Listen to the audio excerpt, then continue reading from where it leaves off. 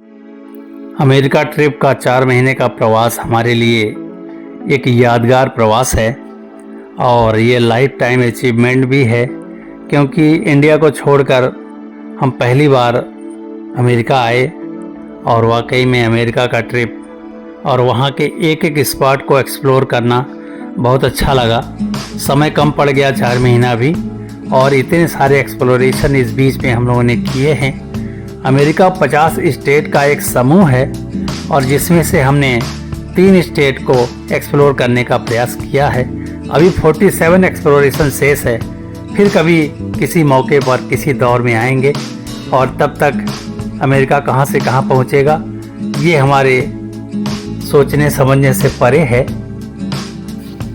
हम सभी भारतवासियों के मन में अमेरिका की जो छवि है वाकई में एक विकसित देश की छवि है और यहाँ पर विकास का कार्य हुआ भी खूब है और वह यहाँ देखने समझने सोचने के लिए बहुत कुछ है और बहुत कुछ अपने इस सोच समझ को लेकर हम सभी अपने भारत देश में इसे अडॉप्ट भी कर सकते हैं और अमेरिका से शिक्षा ग्रहण करते हुए हम सभी अपने भारत देश को आगे बढ़ाने में, आगे करने में, आगे बढ़ाने के लिए एक एक कदम हम लोग आगे बढ़ाते कैसे हैं, कैसे करना चाहिए, ये सब सारी चीज़ें हम यहाँ पर सीखने और समझने के लिए यहाँ पर आए और यहाँ बहुत कुछ हमने सीखने का प्रयास किया है, जो आप सभी के बीच में इस समरी एपिसोड में हम यहाँ के पर्यटन को लेकर अभी हम कर रहे हैं और बाकी शेष बातें किसी और एपिसोड में हम आपके बीच में करेंगे। आइए इस समरी एपिसोड में मैं आपका होस्ट केशवनाथ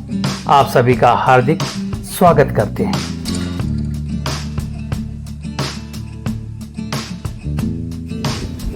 हेलो गाइस, मैं आपका host Keshavnath your travel journey के दर्शकों के लिए अमेरिका ट्रिप का समरी एपिसोड देने जा रहे हैं। समरी एपिसोड में हमेशा प्लस और माइनस दोनों बातें हम करते हैं। चलिए, अमेरिका के ट्रिप में आप कैसे आएंगे, क्या होगा, इतने सारे एपिसोड हमने दिए हैं आपको।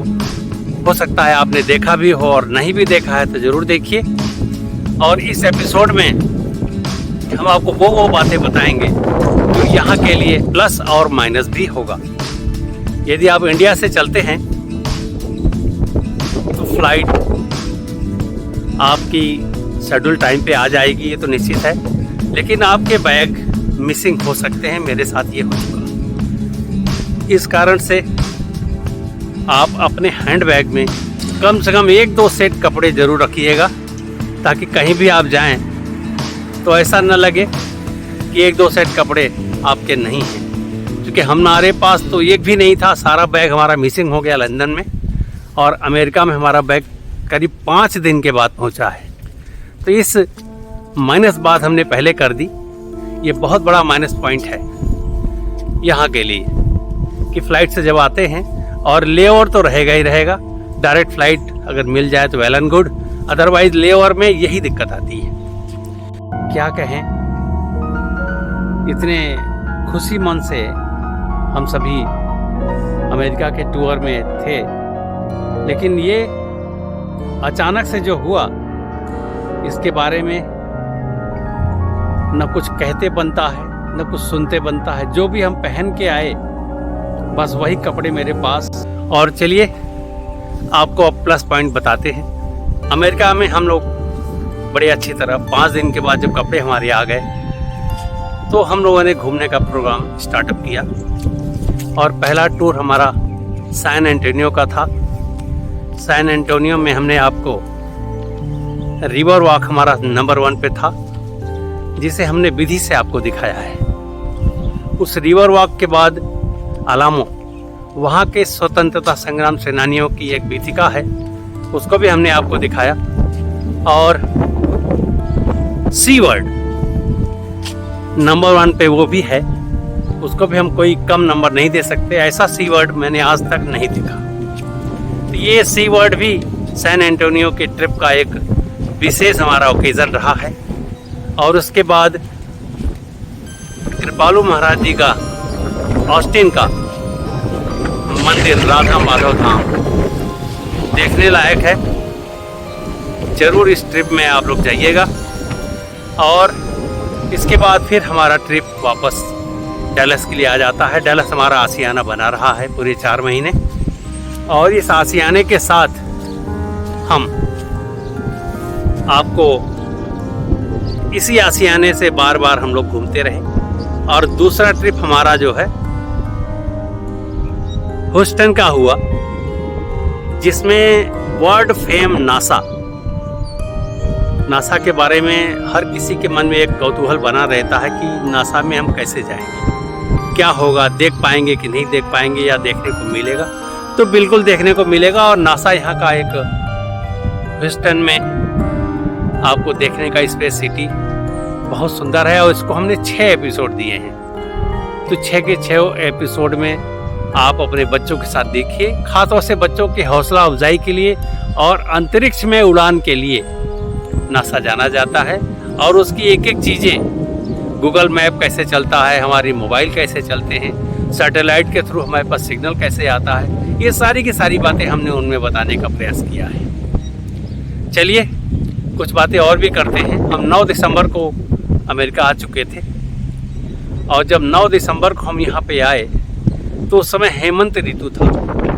जैसे आप देख रहे हैं हरे हरे पेड़, उस समय भी हरे भरे पेड़ ही थे, और कुछ पेड़ों के पत्तियाँ लाल कलर में थीं और कुछ हरे। धीरे धीरे मौसम बदला और शिशिर का आगमन हुआ। जब शिशिर यहाँ पे आया तो उसने अपना रंग दिखाया और पत्ते झड़ने स्टार्टअप हुए।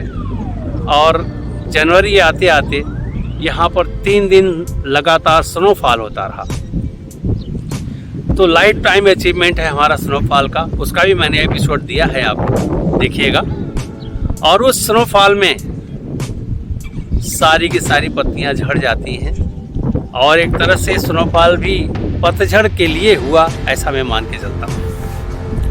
और इस तरह से स्नोफॉल का नज़ारा देखते देखते पतझड़ का मौसम पूरा फरवरी तक बना रहा।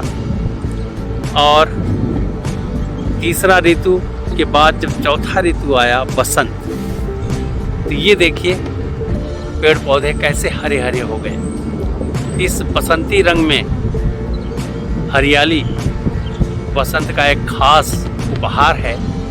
तो इस उपहार के साथ सारे पेड़ यहाँ पे जो भी ठूठ की तरह सिंगल डालियाँ दिखाई देती थी, आज फिर ये हरी भरी वादियाँ अमेरिका की शोभा बढ़ा रही हैं। तो ये सारी बातें यहाँ को बहुत ख़ास बनाती हैं। और ह्यूस्टन के बाद हमने डैलस को जी भर के एक्सप्लोर किया। डैलस में भी एक से बढ़ के एक जगह है, और इस जगह को देखना दिखाना हमने जारी रखा। यहाँ के एक एक स्पॉट, ख़ासतौर से जितने मॉल हैं, हमने सारे के सारे मॉल को यहाँ पे कवर किया है। शायद 1-2 छूट गए हों तो नहीं कह सकते।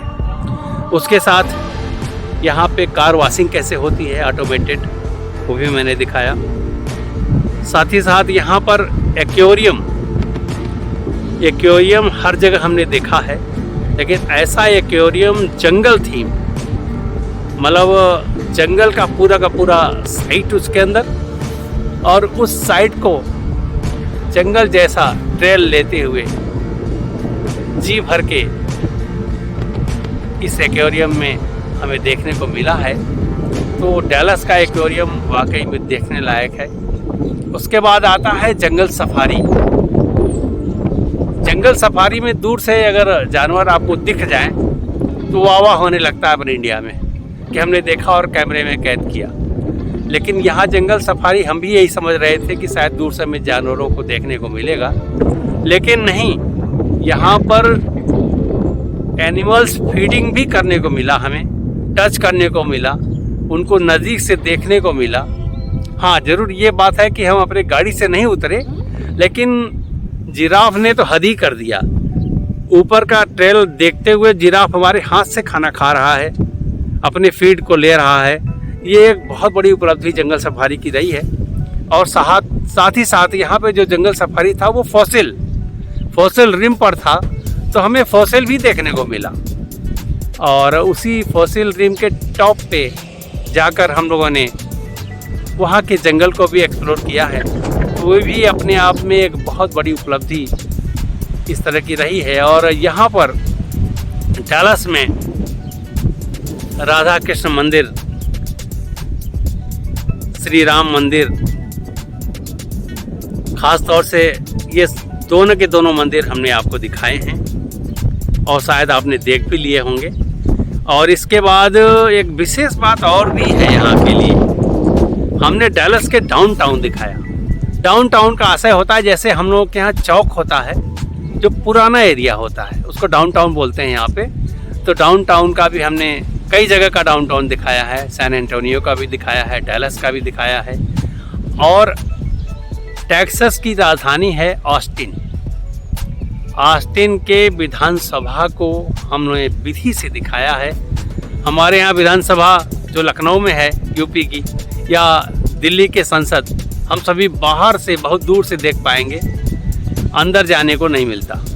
लेकिन यहाँ पर अंदर जाने को मिलता है और उनका सेशन अगर चल रहा होता है, सीनेट भवन केवल बंद रहता है, बाकी जगह पे आप जाके देख सकते हैं।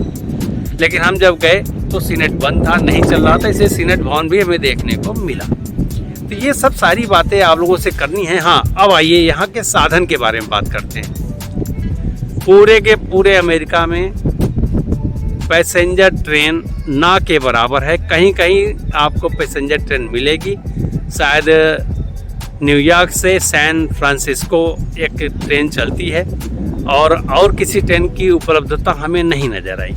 और पूरे के पूरे टेक्सास में एक भी पैसेंजर ट्रेन नहीं है। हाँ, यहाँ पर बस स्टैंड है, लेकिन डिस्ट्रिक्ट वाइज बसेस का आपको फ्रिक्वेंसी हर 2 घंटे पे मिलेगा। नाइट सर्विस है कि नहीं, आई कांट से। बहुत बेहतर है आप उबर की सेवा लीजिए।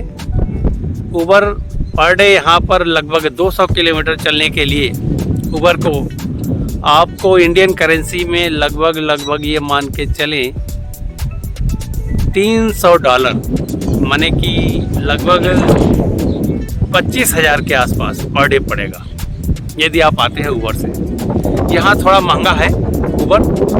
महंगा क्या है, डॉलर और हमारी इंडियन करेंसी का जो एक्सचेंज है ना, वही गड़बड़ है। तो हमारा 83 रुपया यहाँ के $1 के बराबर है। तो उसी के हिसाब से महंगाई भी यहाँ पर है।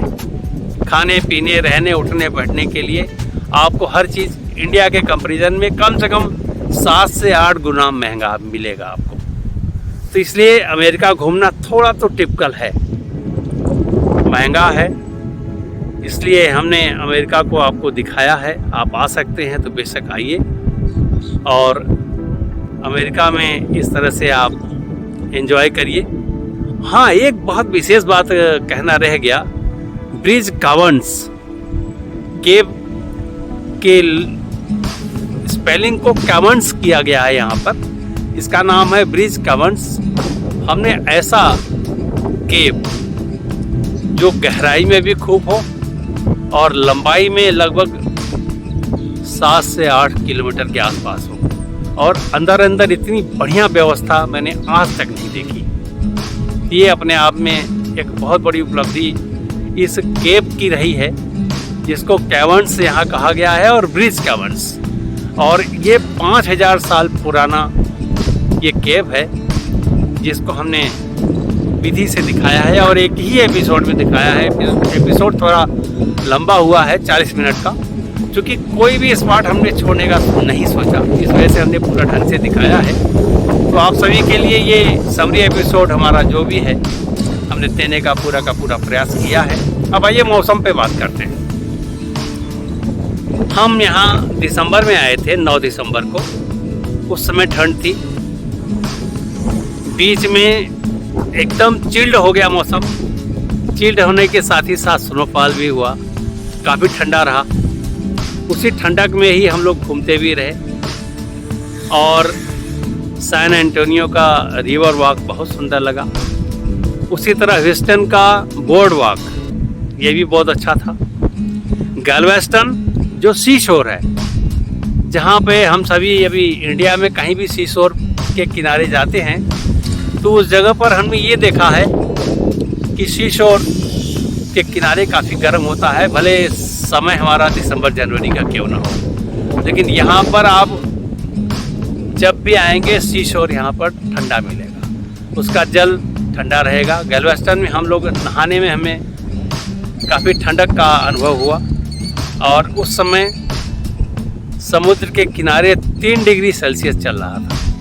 अब सोच लीजिए कि समुद्री किनारा पूरा का पूरा जल और अपने यहाँ होता तो एकदम बिल्कुल हाफ शर्ट में हम लोग घूम रहे होते। तो ये सब सारी बातें यहाँ के क्लाइमेट को लेकर है। तो यहाँ आप कभी भी आ सकते हैं, आने के लिए कोई वो नहीं है। और जब कभी भी आए, यहाँ के मौसम का कोई भरोसा नहीं है, कभी भी ये गर्म होगा, कभी ठंडा हो जाएगा। ये 4 महीने में हमने कभी ठंडक कभी गर्मी देखी है।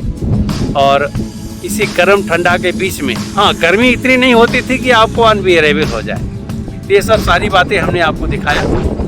चलिए, ये समरी एपिसोड हमारा हम इसको यहीं पर समाप्त करते हैं। और इस समरी एपिसोड में हमने काफ़ी कुछ बताने की कोशिश किया है और बताने के साथ ही साथ ये हमारा लास्ट एपिसोड होगा।